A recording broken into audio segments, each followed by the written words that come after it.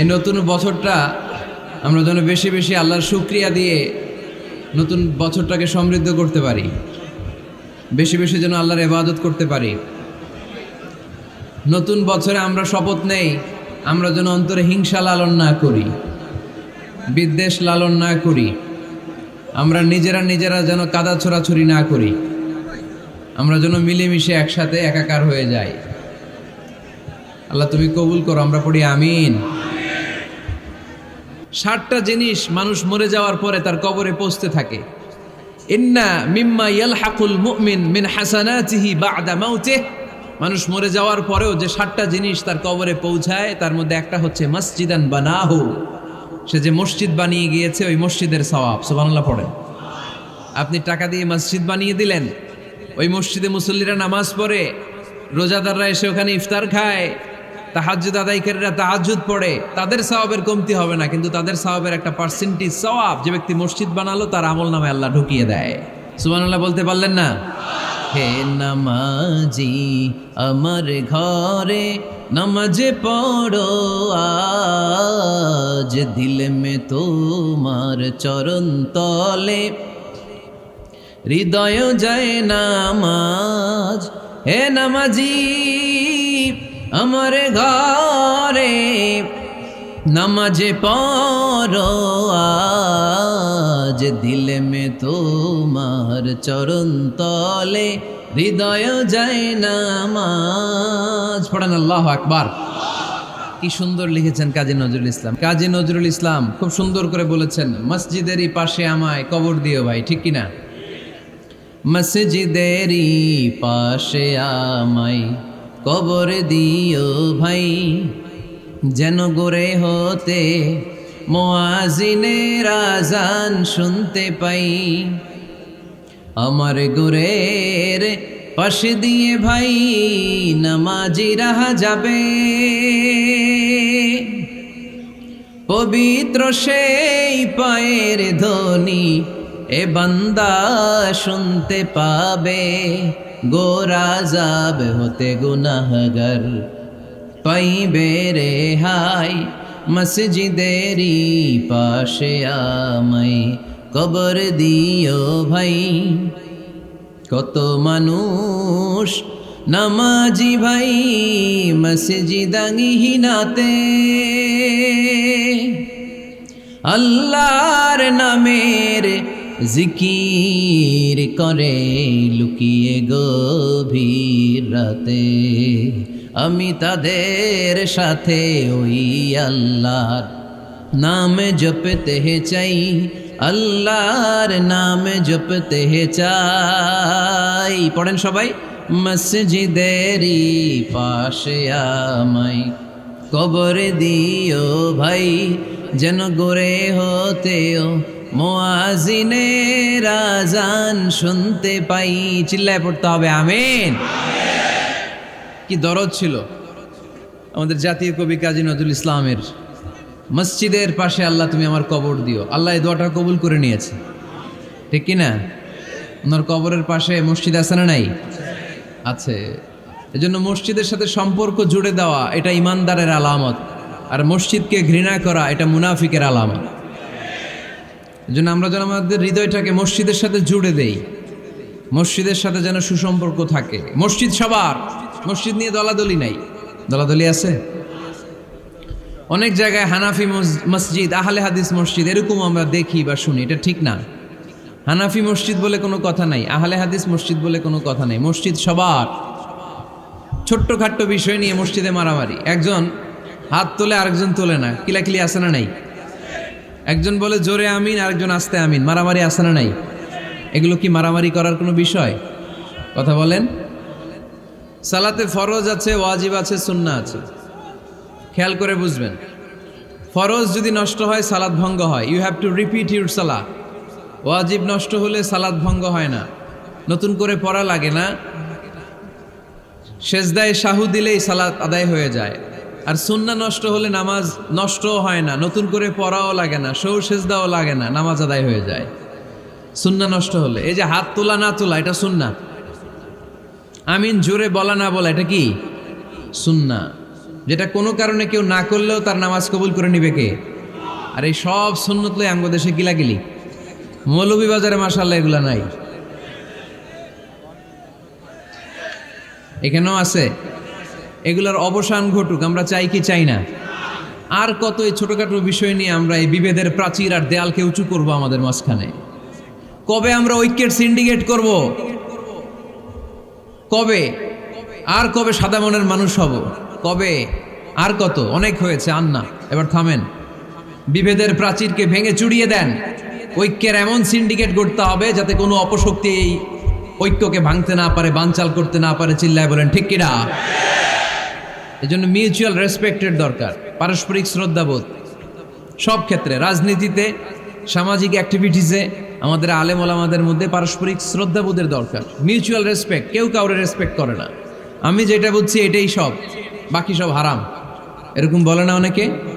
এরকম যেন না করি। তাহলে মসজিদ সবার, মসজিদ আল্লাহর হাবিব সাল্লাল্লাহু আলাইহি ওয়াসাল্লাম খ্রিস্টানদেরকে মসজিদে ঢুকতে দিয়েছেন, আর আমরা মুসলমান ভাইয়ের জন্য মসজিদে তালা ঝুলাই দেই, আছে না নাই? আল্লাহর হাবিব সাল্লাল্লাহু আলাইহি ওয়াসাল্লাম কোথাও গেলেই প্রথমে মসজিদ বানাতেন। কি বানাতেন? মসজিদ বানাতেন।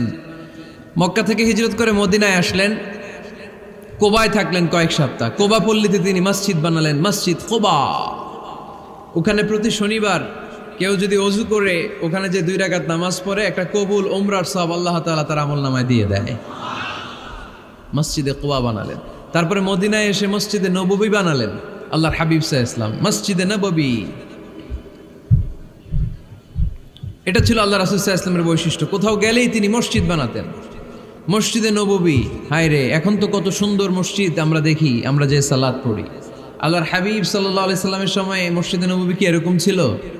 কথা বলেন। ফ্লোর ছিল বালুর ফ্লোর। কিসের ফ্লোর? আমাদের মসজিদের ফ্লোর কিসের? টাইলস। আর আল্লাহ রাসূল সাল্লাল্লাহু আলাইহি ওয়াসাল্লামের মসজিদে নববীর ফ্লোর কিসের? কথা বলে না তো, আওয়াজ করে উত্তর দেন না কেন? কষ্ট হচ্ছে? দুপুরে খাইছেন না সবাই? কেন খান নাই কেন? রোজা রাখছিলেন? হ্যাঁ, ফজর বাদে আইছি। আচ্ছা ঠিক আছে, ঠিক আছে। আচ্ছা আচ্ছা, সাউন্ড নাই, কথা শোনা যায় না? তো এটা শুনলা কেমনে? জিজ্ঞেস করলাম কথা শোনা যায় না, কয় না। তো এটা শুনলা কি করে? মানে অল্প শোনা যায়, তাই তো? একটু পরে আমার বিদায় ঘন্টা বাজবে, আমি চলে যাব। এই তোমরা ডিস্টার্ব করতে করতে আমার সময় শেষ। তোমরা ডিস্টার্ব করলে তোমাদের লস। আমি আমার টাইমের 1 মিনিটে বেশি যেতে পারবো না, কারণ এখানে আসরের সালাতের আজান শুরু হয়ে যাবে, এরপরে কোনো কথা নেই। আর বক্তব্য লম্বা করা এটা বেদাত। এই বেদাতকে আমি সুন্নাতের মধ্যে আনতে চাচ্ছি। একটা সময়ে একেবারে কমায় নিয়ে আসবো। এত প্রোগ্রামও আমি করতে চাই না। আমি ঘোষণা দিয়েছি আগামী বছরে সারা বাংলাদেশে আমার প্রোগ্রাম হবে 50টা। কয়টা? 50টা। এরপরের বছর 30টা, এরপরের বছর 20টা। বিভাগীয় প্রোগ্রাম করলেই চলবে আমার। এক এক বিভাগে যে 2 দিন 3 দিন খালাস। এত দরকার নেই, এত লম্বা চূড়ার বক্তব্যের দরকার নেই। আধা ঘন্টা চুপ করে শুনেন, কয়েকটা মেসেজ ড্রপ করি, take it with you to your home, then practice and apply in the society. নিয়ে যান, আমল করেন, সমাজে কাজে লাগান। সমাজটা আলোকিত করে দিবে কে? খুতাবুকুম তাবিলা সালাওয়াতুকুম কাসীরা। আল্লাহর হাবিব সাল্লাল্লাহু আলাইহি ওয়াসাল্লাম বললেন, কিয়ামতের একটা আলামত, কিয়ামতের আগে তোমাদের বক্তব্য হয়ে যাবে লম্বা, সালাত হয়ে যাবে খাটো। সালাতের পরে তাসবিহ পড়তে চায় না লোকজন, ব্যস্ত, মহাব্যস্ত, সুপার বিজি। কোত্থেকে আসলে এই ব্যস্ততা? আপনি রবের সাথে মুনাজাত, না যাই উনাজি মুনাজাত, আপনার রবের সাথে একাকী নীরবে কথা বলতে মনে চায় না আপনার? তা তো তাড়াহুড়ো কিসের? ধীর স্থির হন, একটু স্থির হন, একটু মনোদৈহিক প্রশান্তি অর্জনের চেষ্টা করেন। সব সময় ব্যস্ত, ধাক্কাধাক্কি, উচ্ছৃঙ্খলা, এগুলো আমাদেরকে শেষ করে দিয়েছে। এজন্য লম্বা চোরা বক্তব্য ঠিক না। বক্তব্য শুনতে আমাদের ভালো লাগে, আমল করতে ভালো লাগে না। বক্তব্যটা শেষেই সিগারেট ধরায়, আছে না নাই? মাহফিল শেষেই বিড়ি ধরায়, কয় চমৎকার ওয়াজ করছে হুজুরে। ওয়াজটা সেরকম হয়েছে, অনেক কণ্ঠ সুন্দর হুজুরের। এতদিন ইউটিউবে দেখছি, আজকে সরাসরি দেখাইছি, আছে না নাই? তো কি লাভ হয়েছে? লাভটা হয়েছে কি? এই যে মাহফিল শেষে বিড়িটা ধরাইলেন আর গেলেন, কোনো লাভ হয় নাই। এগুলো থেকে বেরিয়ে আসতে হবে। বছরের পর বছর আমাদেরকে শেখানো হয়েছে একভাবে, কেউ এই পরিবর্তনের আওয়াজ তোলে নাই। আওয়াজ আপনাকে তুলতে হবে। আওয়াজ তোলার জন্য এত মানুষ লাগে না, আপনি একাই যথেষ্ট। আপনি দাঁড়ান না সামনে, দেখবেন আপনার সামনে কেউ টিকে থাকতে পারবে না, ঠিক কিনা? কিন্তু আপনার শক্ত সিদ্ধান্ত লাগবে, পরিবর্তনের জন্য শক্ত মানসিকতা লাগবে যে আমি পরিবর্তন করতে চাই। We have to change. যুগ জামানা পাল্টে দিতে চাই না অনেকজন, এক মানুষই আনতে পারে জাতির জাগরণ। এক মানুষই বিপদকালে বাঁচায় কাফেলায়, ক্ষুদ্র ডিঙ্গি বাঁচায় জাহাজ অসীম দরিয়ায়। এজন্য আপনার শক্ত সিদ্ধান্ত পারে আপনার মৌলভীবাজারটাকে দেশের শ্রেষ্ঠ জেলা, শ্রেষ্ঠ থানা হিসেবে আল্লাহর কাছে কবুল করতে, ঠিক কিনা? এজন্য লম্বা চূড়া আলোচনা ঠিক না, ছোটখাটো অল্প কয়েকটা মেসেজ নিয়ে যেতে পারলেই that's enough. One of the minor sign before the day of judgment, your Islamic lectures will be very longer and your salah 5 times a day will be shorter. কিয়ামতের আগে বক্তব্য লম্বা, নামাজ খাটো, তাসবিহ পড়ে না, ব্যস্ত, মহাব্যস্ত। এই মহাব্যস্ততা ছাড়েন, কোরআন সুন্নাহর দিকে ফিরে আসেন। বরকত দিবে কে? বিশ্বনবীর মসজিদে নববীর ফ্লোর বালুর ফ্লোর ছিল, আমাদের ফ্লোর টাইলস। আল্লাহর হাবিব সাল্লাল্লাহু আলাইহি ইসলামের মসজিদে বালি নিচে, এই বালিতে নামাজ পড়তেন। বৃষ্টি হলে কাদামাটি হয়ে যেত, কাদামাটিতেই সেজদা করতেন। সেজদা করলে কাদার মাটি আল্লাহর হাবিব সাল্লাল্লাহু আলাইহি ইসলামের নাকে আর কপালে লেগে যেত। তিনি সালাম ফিরিয়ে সাহাবাদের দিকে মুখ ফিরিয়ে বসলে দেখতেন প্রতিটা সাহাবীর নাকে আর কপালে কাদার মাটি মিশে আছে। তার মানে প্রিয় নবী সাল্লাল্লাহু আলাইহি ইসলামের মসজিদে নববী ছিল কাঁচা, কিন্তু মুসল্লি ছিল পাকা। আমাদের মসজিদগুলা হয়েছে পাকা, কিন্তু মুসল্লি কাঁচা, ঠিক কিনা? ফজরের সালাতে মানুষ নাই। ইমাম সাহেব আছেন কে কে এলাকায়? দেখি ইমাম, মসজিদের ইমাম, মাশাআল্লাহ। আপনাদের এইখানে ওই মসজিদে ফজরের নামাজে কয় কাতার হয়? 5 জন 6 জন? কেনে এত কম? কেনে? হ্যাঁ, আসে না, আসতে চায় না লোকজন। তো এই যে 5-6 জন ফজরের সালাতে, কল্পনা করতে পারেন ফজরের সালাতে এত কম লোক?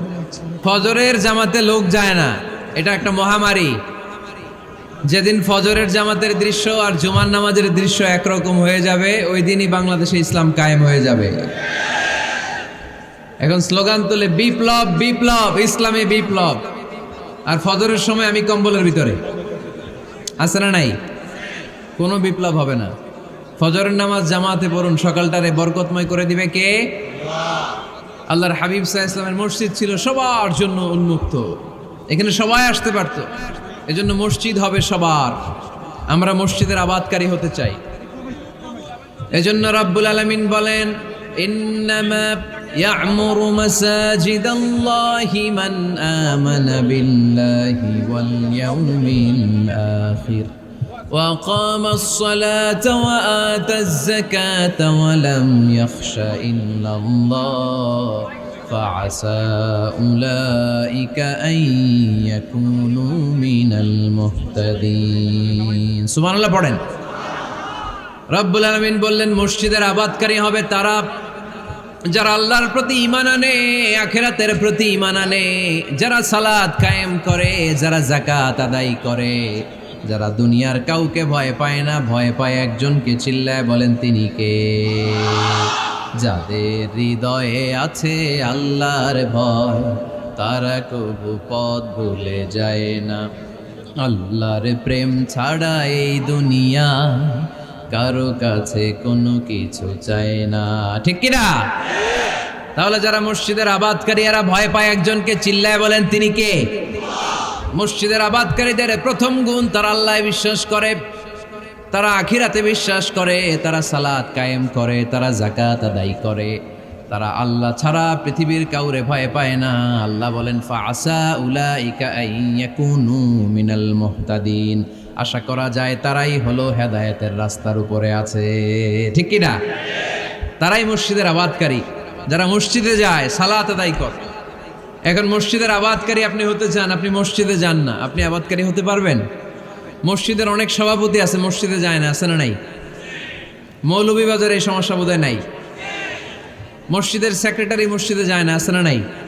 তাহলে হইল, এটা হইল, এটা মেনে নেওয়া যায়? এজন্য সভাপতি সাহেবরা, আপনি কষ্ট করে মসজিদ বানিয়েছেন, মসজিদে যাবেন। সভাপতি সাহেব আপনি মসজিদে যাবেন, সেক্রেটারি সাহেব আপনি মসজিদে যাবেন, তাহলে আপনি সঠিক মসজিদের আবাদকারী হবেন, ঠিক কিনা?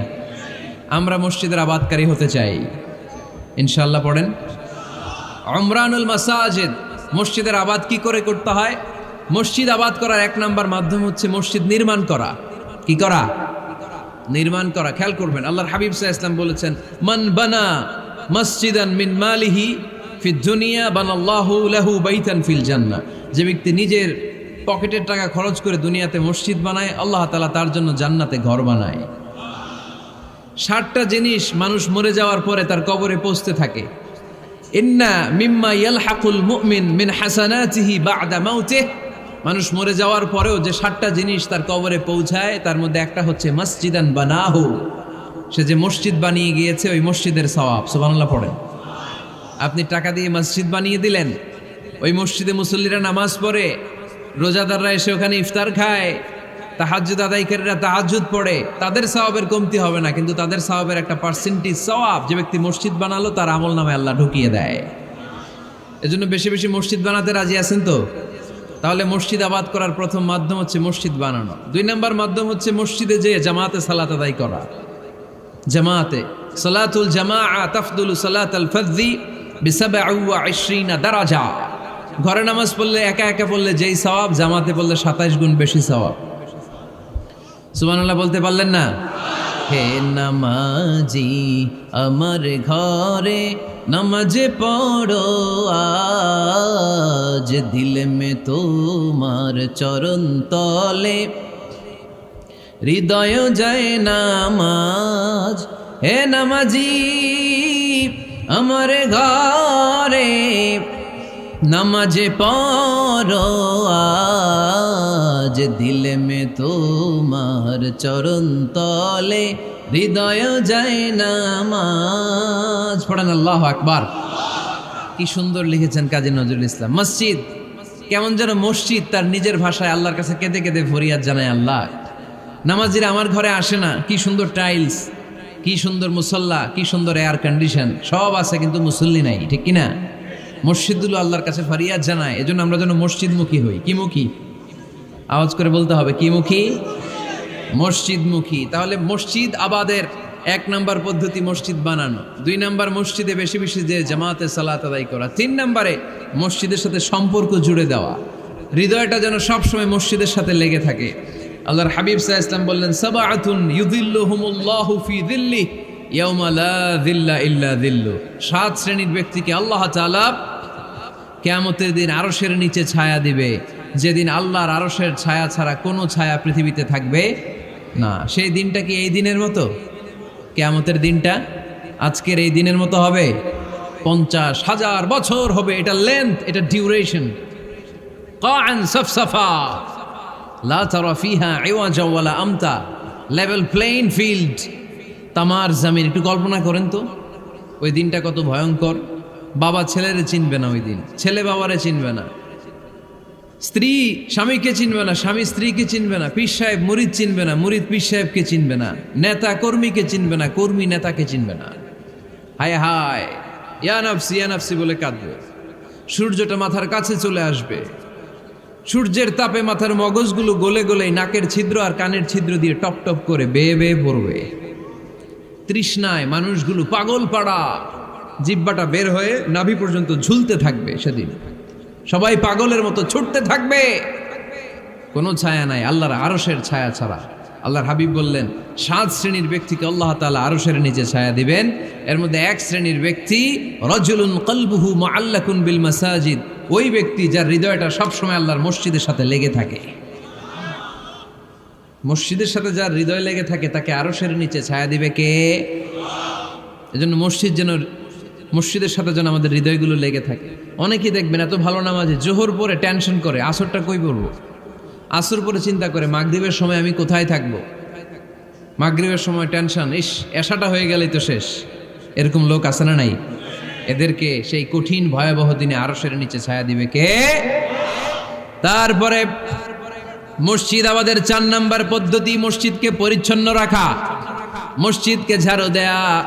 মসজিদকে যারা পরিষ্কার করে তাদের হৃদয়ের যন্ত্রণা দূর করে দেয় কে? সাইয়েদনা ইব্রাহিম আলাইহিস সালাম এবং ইসমাঈল আলাইহিস সালামকে আল্লাহ তাআলা আদেশ করেছেন তাহহিরা বাইতিয়া লিত্তাইফিনা ওয়াল আকিফিনা ওয়ার রুকআই সুজুদ। হে ইব্রাহিম, ইসমাঈল, বাপ বেটা দুইজন মিলে মসজিদ ঝাড়ু দাও। কি ঝাড়ু দাও? মসজিদেরি ঝাড়ু বড়দার ও কমারে হাত শোনো আমার মুনাজাত। পড়েন, শোনো শোনো ইয়া ইলাহি আমার মুনাজাত, শোনো আমার মুনাজাত। পড়েন আমিন। মসজিদ ঝাড়ু দেওয়া মসজিদ আবাদের অন্তর্ভুক্ত। আপনারা কেউ কোনোদিন মসজিদ ঝাড়ু দিয়েছেন নাকি? কে কে দিয়েছেন দেখি? সবাই? সবাই মসজিদের খাদেম? মাশাআল্লাহ। আমিও দিছি মসজিদ ঝাড়ু, অনেক দিছি। মাশাআল্লাহ, আল্লাহ তুমি কবুল করো। যাদের হৃদয়ে বড় জ্বালা, ফ্যামিলিতে সুখ নাই, শান্তি নাই, তারা হৃদয়ে প্রশান্তি আনতে চাইলে এতিমখানায় যাবেন, এতিমের মাথায় হাত বুলিয়ে দিবেন, এতিমের মুখে খাবার তুলে দিবেন। আপনার হৃদয়টারে নরম করে দিবে কে? আল্লাহর ঘর মসজিদে যাবেন, নিজ হাতে মসজিদটারে একটু পরিষ্কার করে দিবেন, আপনার জীবনটারে উজালা করে দিবে কে? তাহলে এগুলো করার মাধ্যমে আমরা মসজিদের আবাদ করতে চাই। আমরা মসজিদের আবাদকারী হতে চাই কি চাই না? আল্লাহর ঘর মসজিদ আবাদ করার মতো শ্রেষ্ঠ কাজ পৃথিবীতে হতে পারে না। এই মসজিদের কিছু আদব আছে, আল্লাহ রাসূল সাল্লাল্লাহু আলাইহি ওয়াসাল্লাম বলেছেন এই আদবগুলো মেনটেন করে যেন আল্লাহর ঘর মসজিদের সাথে আমরা ব্যবহার করি। মসজিদের 1 নম্বর আদব হচ্ছে মসজিদে ওযুর সাথে প্রবেশ করা। কিসের সাথে? ওযু করে পরিচ্ছন্ন হয়ে মসজিদে প্রবেশ করা। এজন্য অপবিত্র অবস্থায় গোসল ফরজ, এরকম অবস্থায় মসজিদে ঢোকা যাবে? কথা বলেন, ঢোকা যায়? যেই নারীদের মাসিক চলতেছে, মেনস্ট্রুয়েশনাল পিরিয়ড চলতেছে, ওই নারীদের পক্ষে মসজিদে ঢোকা জায়েজ আছে? নাই। তাহলে এটা হলো 1 নম্বর আদব। মসজিদে ঢোকার সময় কি করে ঢুকবো? ওযু করে। আওয়াজ করে বলেন, কি করে ঢুকবো? ওযু করে। 2 নম্বর আদব হচ্ছে মসজিদে যাওয়ার সময় সবচেয়ে ভালো জামাটা পরে যাব, সবচেয়ে ভালো পাঞ্জাবিটা পরে যাব। জান তো আপনারা? না সবচেয়ে সিরাটা পরে যান? হ্যাঁ, অনেকের নামাজের জন্য একটা পুরান জামা আছে, সিরা পাড়া, এদিকে হাত উঠাইলে দিকতে দেখা যায়, আছে না নাই? সবচেয়ে সিরা পাড়াটা রাখে নামাজের জন্য, কপাল পোড়া। আর সুন্নাতে খাতনার অনুষ্ঠানে গেলে মাশাআল্লাহ লেহেঙ্গা গায়ে দেওয়া যায়, আছে না নাই? না, আপনি ইবাদতের জন্য সবচেয়ে সুন্দর জামাটা রাখবেন। এজন্য রাব্বুল আলামিন বলেন, ইয়া বানি আদম খুযু জিনাতাকুম ইনদা কুল্লি মসজিদ। ও বনি আদম, তুমি যখন আল্লাহর ঘর মসজিদে ঢুকবা, ও বনি আদম, তুমি যখন নামাজের মুসল্লায় দাঁড়াবা, তোমার সবচাইতে দামি, সবচাইতে সুন্দর জামাটা গায়ে দিয়ে তুমি নামাজে দাঁড়াও। ঠিক কি না? তাহলে এখন মসজিদে যাওয়ার সময় কি গায়ে দিয়ে যাবেন বলেন? খিতা করবাইন? হ্যাঁ, মাশাআল্লাহ। হ্যাঁ, সবচেয়ে ভালো কাপড়টা আয়রন করে পারফিউম মেখে তারপরে আমরা যাব। রাজি আছেন তো? 3 নম্বর আদব হচ্ছে মসজিদে ঢোকার সময় বাম পা দিয়ে ঢুকতে হয়।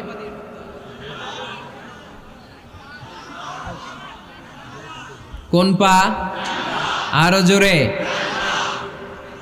এদেরকে গুতা মারা লাগে, নাইলে আওয়াজ বাড়ে না। এরকম ভলিউম টাইট করতে হয়, ভলিউম হাই করলে আর পরে বাড়ে। এমনি বলতে চায় না। আর ঘটনা কি? হ্যাঁ, খায় নাই। বদরের যুদ্ধ হয়েছিল রমাদানে, কোনো সাহাবী খায় নাই, না খাইয়া একেবারে সাইজ করে দিছে কাফেরদেরকে। আমরা না খেলেও আমাদের হৃদয়ে ইমানি শক্তি আছে না নেই? এই তো বোঝা যাচ্ছে ইমানি শক্তি আছে। এতক্ষণ আছিল কই? তো মসজিদে ঢোকার সময় কোন পা দিয়ে? এগুলো মনে থাকে আমাদের? ভুলা যাই আমরা, খেয়াল থাকে না তো এগুলা। এত কিছু মনের মধ্যে রাখলে এগুলো মনে থাকবে কেমনে? মসজিদে ঢোকার সময় কোন পা? আরো জোরে। বেরোয়ার সময় কোন পা? মনে থাকবে? মসজিদে যখন ঢুকবেন ডান পা দিয়ে ঢুকবেন, আর দোয়া পড়বেন, আউযু বিল্লাহিল আযীম ওয়া বিওয়াজহিল কারীম ওয়া সুলতানিহিল কদীম মিনাশ শাইতানির রাজীম। বিষ্ণু সাল্লাল্লাহু আলাইহি ওয়াসাল্লাম বললেন, যে ব্যক্তি মসজিদে ঢোকার সময় এই দোয়াটা পড়বে, শয়তান আফসোস শুরু করে। সে বলে, হায় হায়, আজকের দিনের জন্য, সারা দিনের জন্য তো তুই আমার ওয়াসওয়াসা থেকে বেঁচে গেলি। আজকের সারা দিনের জন্য তোরে আমি হারালাম, আজকের সারাটা দিন আল্লাহর পক্ষ থেকে প্রোটেকশন নিয়ে তুই বেঁচে গেলি। আজকের জন্য যা, কালকে তোরে আমি ধরবো। এজন্য এই দোয়াটা পড়ার দরকার আছে না? আউযু বিল্লাহিল আযীম ওয়া বিওয়াজহিল কারীম ওয়া সুলতানিহিল কাদীম মিনাশ শাইতানির রাজীম। 4টা বাক্যের দোয়া। মুখস্থ করতে কষ্ট হলে যে ইউটিউবে চলে যাবে আজকেই, ওখান থেকে শুনে আপনারা মুখস্থ করে নেবেন, এই দোয়াটা পড়বেন। তাহলে ওই দিনের জন্য শয়তানের ওয়াসওয়াসা, টেম্পটেশন, প্রভোকেশন থেকে আপনি আল্লাহ তাআলার প্রোটেকশনে চলে গেলেন। সুবহানাল্লাহ পড়েন। তারপর আল্লাহর হাবিব বললেন, ঢুকার আগে আমারে সালাম দাও। পড়বেন, আসসালামু আলাইকা আইয়ুহান নাবিয়্যু ওয়া রাহমাতুল্লাহি ওয়া বারাকাত। এই 2টা জিনিস যখন করে ফেললেন, তখন ডান পা দিয়ে পড়বেন, আল্লাহুম্মা আফতাহ লি আবওয়াবা রাহমাতিক। সুবহানাল্লাহ পড়েন। আল্লাহুম্মা আফতাহ লি, ও আল্লাহ আমার জন্য তুমি খুলে দাও আবওয়াবা রাহমাতিক, তোমার রহমতের দরজা। তার মানে মসজিদে ঢুকলে রহমত পাওয়া যায় কি যায় না? মসজিদে ঢুকলে পাওয়া যায় রহমত। মসজিদের বাইরে রহমতের কথা আল্লাহ বলে নাই, মসজিদের ভিতরে রহমত। কোথায় রহমত?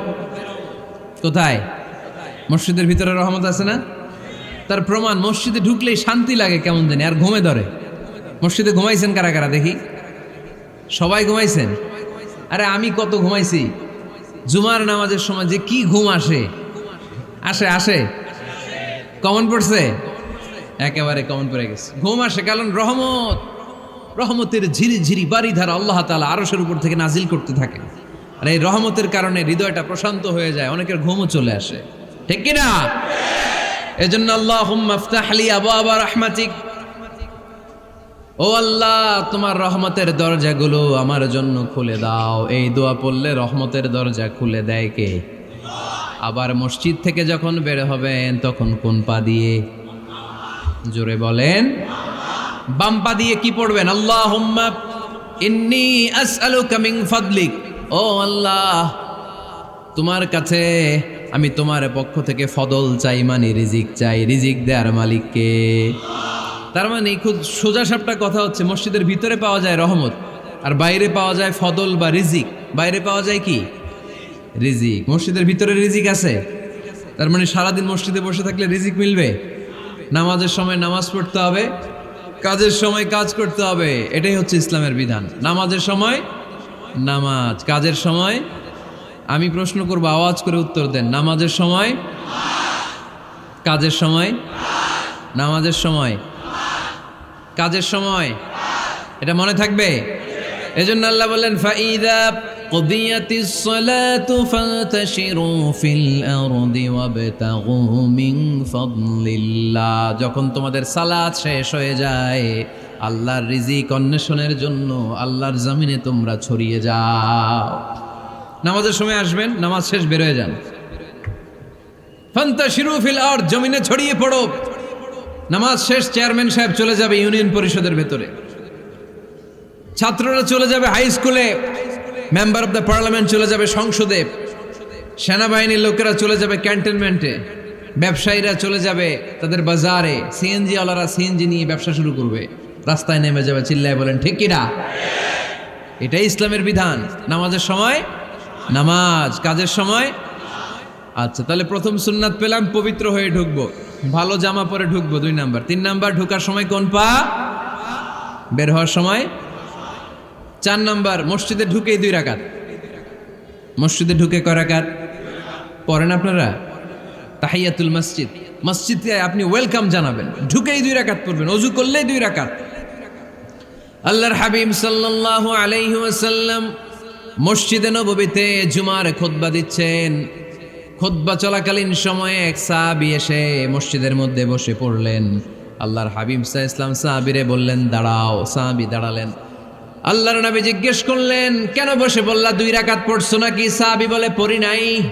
বিশ্বনবী বললেন, তাহলে তাড়াতাড়ি 2 রাকাত নামাজ পড়ে বসে যাও। সুবহানাল্লাহ পড়ে। 2 রাকাত পড়ো নাই তো পড়ো, দাঁড়াও, তারপরে বসো।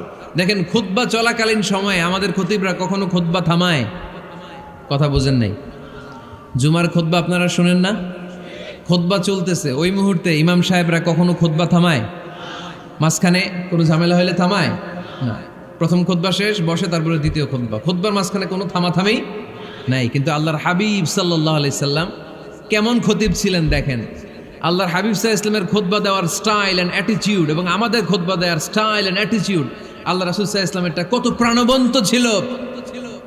আল্লাহ রাসূল সাল্লাল্লাহু আলাইহি ওয়াসাল্লাম সোসাইটি ওরিয়েন্টেড একজন পার্সোনালিটি ছিলেন, সমাজের মানুষ কেন্দ্রিক, খুব সামাজিক ছিলেন আল্লাহ রাসূল সাল্লাল্লাহু আলাইহি ওয়াসাল্লাম। তিনি দেখলেন একজন বসে পড়ছে, উনি খুতবা থামায় দিলেন, জুমার খুতবা থামায় বললেন, এই নামাজ পড়ছো না, পড়ো 2 রাকাত পড়ো। আবার খুতবা শুরু করলেন, সুবহানাল্লাহ পড়বেন না? একবার তিনি খুতবা দিচ্ছেন, দেখলেন আল্লাহ রাসূল সাল্লাল্লাহু আলাইহি ওয়াসাল্লামের 2 জন নাতি হাসান আর হুসাইন রাদিয়াল্লাহু তাআলা আনহুমা, ছোট্ট মানুষ, কাতারের ভিতরে ঢুকে কোন সাহাবী টুপি টান দেয়, কারো পাগড়ি ধরে টান দেয়, একজন এদিকে দৌড় দেয়, আরেকজন ওদিকে দৌড় দেয়, মসজিদে একটা ডিস্টার্ব হচ্ছে। আল্লাহর হাবিব সাল্লাল্লাহু আলাইহি ওয়াসাল্লাম খুতবা থামিয়ে দিলেন, মিম্বার থেকে নেমে আসলেন, 2 নাতিকে 2 হাতে ধরলেন, ধরে আস্তে করে জান্নাতের এই 2 সর্দারকে নিয়ে মিম্বারের উপরে দাঁড়ালেন, এই হাতে এই নাতি, ওই হাতে আরেক নাতি। এরপর দাঁড়িয়ে দাঁড়িয়ে তিনি বাকি খুতবা দিলেন, পড়েন সুবহানাল্লাহ। কত প্রাণবন্ত খুতবা! উনিও খুতবা দিতেন, আমরাও খুতবা দেই। আল্লাহর হাবিব সাল্লাল্লাহু আলাইহি ওয়াসাল্লাম খুতবা দিচ্ছেন, এক সাহাবী এসে বলল, ইয়া রাসূলুল্লাহ, মদিনায় দুর্ভিক্ষ, বৃষ্টি নাই, আপনি বৃষ্টির দোয়া করেন। রাসূল সাল্লাল্লাহু আলাইহি ওয়াসাল্লাম খুতবা থামায় দিলেন, থামায় দিয়ে দোয়া শুরু করলেন, আল্লাহুম্মা আসকিনা গাইসান মুগীসান মারিআন মুরিআন নাফিআন গায়রা দার আজিলান গায়রা আজল। আল্লাহ উপকারে বৃষ্টি দেন, যে বৃষ্টিতে আমাদের ফসল জন্মাবে, সবুজ ঘাস লতা পাতা জন্মাবে, আমাদের গবাদি পশুর রিজিক বাড়বে, এরকম উপকারী বৃষ্টি আমাদেরকে দিয়ে মদিনাটারে ধন্য করে দেন। বৃষ্টি শুরু হলো, জুমাবার বৃষ্টি, শনি রবি সোম মঙ্গল বুধ বৃহস্পতি শুক্র, টানা 7 দিন বৃষ্টি। এবার বৃষ্টির চোটে মদিনায় বন্যা হয়ে গেছে। এতদিনে দুর্ভিক্ষ, এতদিনে কি, এখন বৃষ্টির বরকতের দোয়া করছে, বৃষ্টিতে এবার বন্যা। যেই সাহাবী বৃষ্টির জন্য দোয়া করতে বলেছিলেন, পরের জুমাবারের খুতবার সময় এসে ওই সাহাবী বলেন, ইয়া রাসূলুল্লাহ, আবার খুতবার মাঝখানে, ইয়া রাসূলুল্লাহ, আর বৃষ্টির দরকার নাই, আর দরকার নেই, এবার বৃষ্টি বন্ধের দোয়া করেন। আল্লাহর হাবিব সাল্লাল্লাহু আলাইহি ওয়াসাল্লাম খুতবা থামিয়ে আবার বন্ধের দোয়া, আল্লাহুম্মা হাওয়ালাইনা ওয়ালা আলাইনা, হে আল্লাহ আমাদের চারিদিকে দেন, মদিনাতে আর বৃষ্টির দরকার নাই। চিল্লায় পড়েন সুবহানাল্লাহ। এজন্য খতিব হবে এরকম প্রাণবন্ত খতিব। সমাজে কি চলে, কি ক্রাইসিস, কি সংকট, ইয়াংরা কোন সমস্যায় ভোগে, আমাদের রাজনৈতিক অঙ্গনে কি সমস্যা, আমাদের অর্থনৈতিক অঙ্গনে কি সমস্যা, আমাদের সামাজিক অঙ্গনে কি সমস্যা, আমাদের পরিবারগুলোর ভেতরে কি ঝামেলা, প্রত্যেকটা কথা মসজিদের মিম্বার থেকে আসার দরকার আছে না নাই? আল্লাহর হাবিব সাল্লাল্লাহু আলাইহি ওয়াসাল্লাম এভাবেই সমাজকে ঠিক করে দিতেন। 2 রাকাত মসজিদে ঢুকে আজকে থেকে আমরা পড়ব। মসজিদে ঢুকলেই কয় রাকাত মনে থাকবে না ভুলে যাবেন? তারপরে আল্লাহর হাবিব সাল্লাল্লাহু আলাইহি ওয়াসাল্লাম বলেছেন, খবরদার কবরের উপর মসজিদ বানিও না। কবরস্থান একদিকে, মসজিদ আর একদিকে, কিন্তু বাংলাদেশে মসজিদের সাথে কবর মিলানো আছে না নাই? ছোট্ট একটা মসজিদ, কিন্তু এত বড় বাবার কবর আছে না নাই? এগুলো করবেন না আপনি। আগে হবে মসজিদ, পরে কবরস্থান। যেমন মসজিদে নববী হয়েছে আগে, তারপরে বিশ্বনবীর কবর এখানে আছে না নাই? মসজিদে নববী প্রতিষ্ঠিত হয়েছে আগে, পরে বাকি কবরস্থান আছে না নাই? কিন্তু কোন আল্লাহর ওলির কবরস্থানের উপরে যদি মসজিদ বানান, তার উপর লানাত দিয়েছে কে? লাআনা রাসূলুল্লাহ আলাল ইয়াহুদ ওয়ান নাসারা ইত্তাখাযু কুবুর আমবিয়াইহিম মাসাজিদা। আল্লাহর রাসূলের লানত ইহুদি নাসারাদের উপর, কারণ ইহুদি আর নাসারাদের একটা খাসলাত, একটা বৈশিষ্ট্য ছিল, তারা তাদের নবীদের কবরের উপরে মসজিদ বানায় ফেলতো। এটা করা যাবে? এজন্য এলাকায় এলাকায় এই ঝামেলা, কবর আর মসজিদ হবে আলাদা। আবার মসজিদের কেবলার দিকে যেন কবরস্থান না হয়, তাহলে শিরক হওয়ার সম্ভাবনা আছে না নাই? খুব সাবধান, আল্লাহ সব মাফ করে কিন্তু শিরক মাফ করে না, ঠিক কি না? শিরক হচ্ছে মহাপাপ, সব পাপের বাপ। এজন্য আমরা সব করলেও শিরকের গুনাহ মুসলমান কখনো করতে পারে। এরপর আল্লাহর হাবিব বললেন, মসজিদকে পরিষ্কার পরিচ্ছন্ন রাখো, এটাও মসজিদের আদাব। মসজিদে আতর লাগিয়ে দেন, বাখুর জ্বালিয়ে দেন। আপনাদের এই এলাকার মধ্যে তো বাখুরের অভাব নাই, আগরের অভাব নাই, ঠিক কিনা? গতকাল প্রোগ্রাম ছিল কই? সুজানগর, আগরের রাজধানী। আগর চিনেননি আপনারা? হ্যাঁ, এই যে দেহনেল উদ পারফিউম, আপনাদের এই যে মাহাতাব সাহেবের আল হারামাইন, এরপরে যে আজমল কোম্পানি, এও আপনাদের এই মৌলভীবাজার এলাকার। এরকম অনেক কোম্পানি আছে দুবাই ভিত্তিক, গোটা বিশ্বে ওনারা ব্র্যান্ডিং করেছে। এগুলোর র ম্যাটেরিয়াল, কাঁচামাল যায় হচ্ছে আপনাদের মৌলভীবাজার থেকে। সম্মানিত ভাইয়েরা, মসজিদ পরিষ্কার পরিচ্ছন্ন রাখবেন, এই বাখুর জ্বালাবেন, দেহনেল উদ, এই পারফিউমগুলো ছড়িয়ে দিবেন।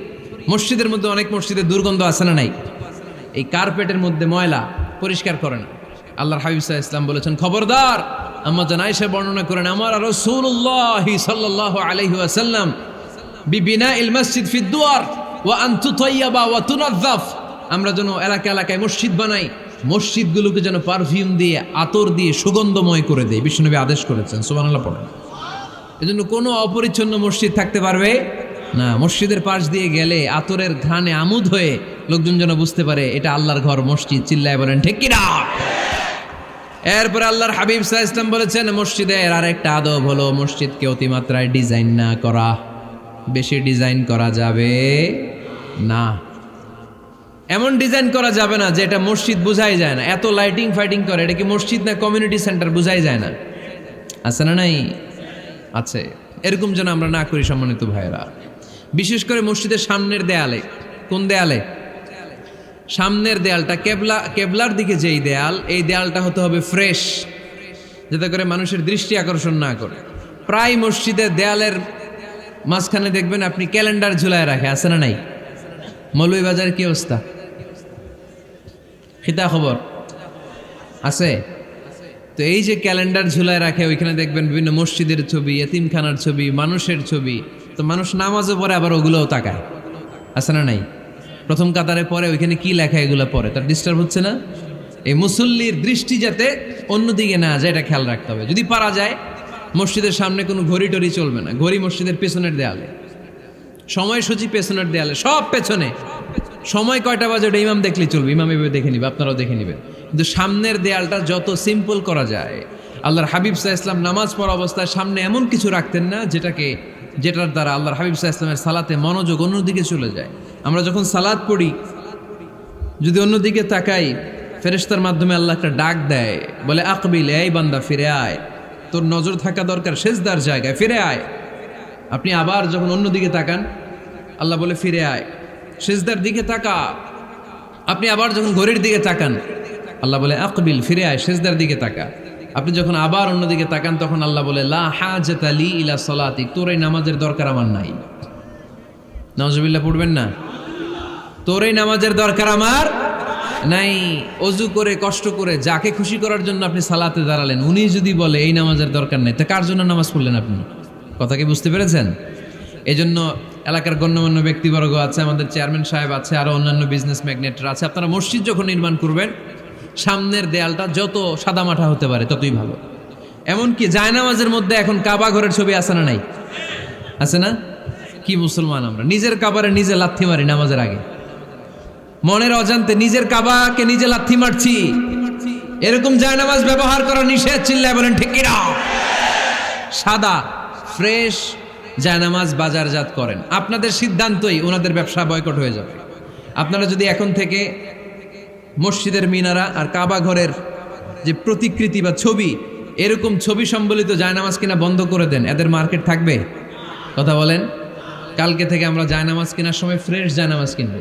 কোনো মসজিদ, কোনো মিনার, আমাদের কাবা ঘরের ছবি সম্বলিত কোনো জায়নামাজ কিনা যাবে? আওয়াজ করে বলেন, যাবে? যাবে না। এগুলো হচ্ছে মসজিদের আদাব। এগুলো রক্ষা করে মসজিদে ঢোকার দরকার আছে না নাই? পৃথিবীতে 3টা মসজিদ সবচাইতে শ্রেষ্ঠ মসজিদ। কয়টা? আওয়াজ করে বলেন না।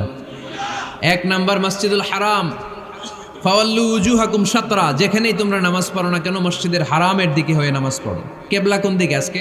এদিকে, এইদিকে কেবলা। আমি যদি এদিকে হয়ে পড়ি, নামাজ হবে না? হবে না কেন? কারণ কেবলামুখী হয়ে নামাজ পড়া ফরজ। চিল্লায় বলেন ঠিক কিনা? মসজিদুল হারাম পৃথিবীর প্রথম মসজিদ। ওখানে একটা ঘর আছে, ঘরটার নাম হলো কাবা। ইন্না আউওয়ালা বাইতিন উদিআ লিন-নাসি লাল্লাযী বিবাক্কাতা মুবারাকা।